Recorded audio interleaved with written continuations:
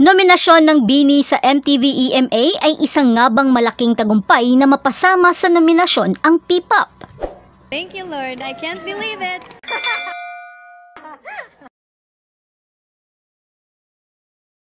Kaya ipagdiriwang natin ngayon ang isang malaking tagumpay para sa musika ng Pilipinas dahil ang Nations Girl Group na BINI ay narecognize na maging nominado para sa Best Asia Act sa 2024 MTV Europe Music Awards. Isang malaking karangalan ito para sa BINI na nagmamarka ng kanilang unang nominasyon sa prestigyosong awards body na ito. Nakikipagkompetensya sila sa iba pang mahuhusay na Asian acts. Kasama na ang Elite mula sa South Korea, Mahalini mula sa Indonesia, Masdo mula sa Malaysia at Sakurazaka 46 mula naman sa Japan. Ang 2024 MTV EMAs ay gaganapin sa November 10 na November 11 naman sa Pilipinas, sa Manchester's Co-op Live sa Manchester, UK.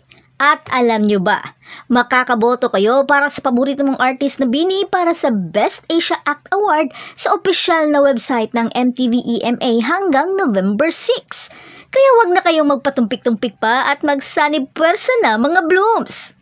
Ang nominasyon ng BINI ay isang patunay ng kanilang lumalaking pagkilala at popularidad sa buong mundo. Gumagawa sila ng malalaking hakbang sa P-pop scene at lampas pa rito. At sunod-sunod nilang nakakamit ang mga tagumpay ngayon lamang taong ito. Kabilang ang pagiging unang Filipino act na nagtanghal sa KCON LA 2024. Naitampok rin sila sa 12 girl groups to watch in 2024 list ng Teen Vogue at sa Grammy Awards as one of the 12 rising girl group. At dala syempre ang kanilang kantang nagpaputok sa kanilang pangalan, ang iconic na Pantropico, Salamin Salamin at Cherry on Top. Ang tagumpay ng BINI ay isang malaking hakbang sa pagsulong para sa musika at entertainment ng Pilipinas na nagpapakita ng lumalaking impluwensya ng P-pop sa buong mundo. Ang nominasyon na ito ay isang malaking karangalan para sa grupo at isang patunay ng kanilang talento at pagsusumikap. Kaya ipakita natin ang ating suporta para sa BINI at iboto sila para sa Best Asia Act sa MTV EMAs. At napakadali lamang ang pagboto. Pumunta lamang kayo sa MTV Asia o di kaya sa mismong page ng BINI PH dahil nirepost naman nila ito sa X. At ilalagay ko rin dito sa mismong description box sa baba.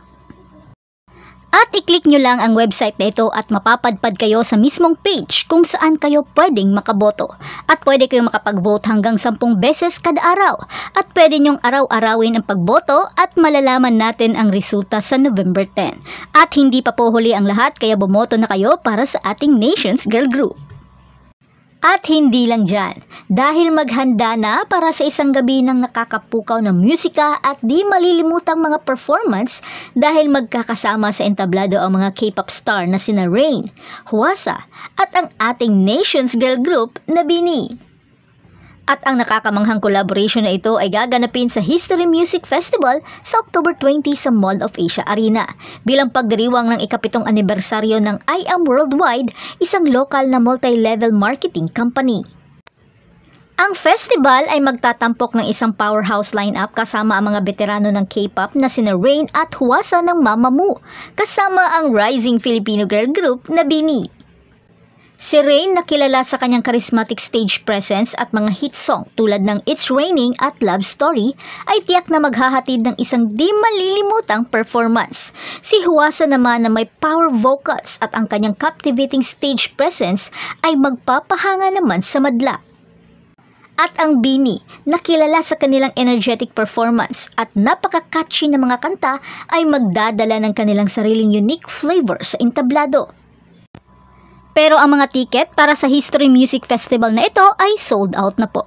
Pero gayon pa man, ito ay isang dapat na mapanood ng mga Pinoy para sa mga tagahanga ng K-pop at P-pop na nangangako ng isang gabi na puno ng kamangha-manghang musika, sayawan at di malilimutang mga performances. Kaya sa mga blooms na hindi nakakuha ng ticket sa Grand BINIverse, maaari mong mapanood in advance ang BINI sa event na ito. At syempre, sina Aya, Mika, Colette, Maloy, Sheena, Gwen, Joanna at Stacy ay magbibigay saya pa rin para sa pinaka-aabangang Grand BINIverse na gaganapin sa Araneta Coliseum sa loob ng 3 araw sa November 16 to 18.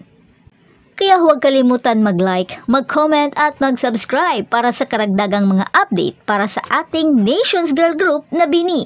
Kaya, eka muna.